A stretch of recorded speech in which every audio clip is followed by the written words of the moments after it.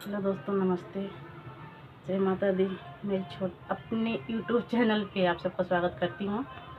Neha प्रतापगढ़िया blog में एक छोटा सा कहारवा गीत गाने जा रही हूँ। कैसा लगेगा कमेंट में ज़रूर बताइएगा। वीडियो अच्छा लगेगा तो लाइक, सब्सक्राइब, शेयर, कमेंट। जिनी जाया राजा विदेशवा कमाई के, जिनी जाया राजा विदेशवा कमाई के।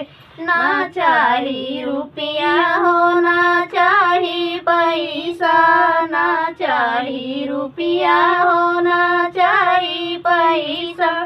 करबै गुजारा किसनिया कमाई के, करबै गुजारा किसनिया कमाई के।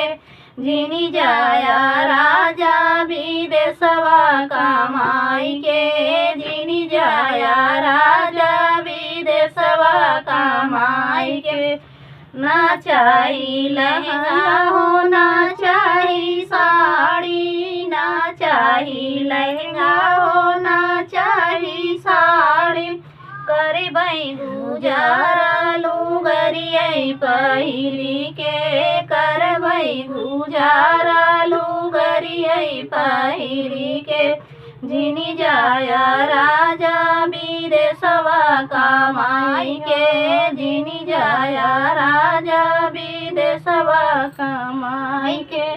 ना चाही सोना हो ना चाही चांदी, ना चाही सोना हो ना चाही चांदी। करबै गुजारा पितरिया पहिरी के, करबै गुजारा पितरिया पहिरी के।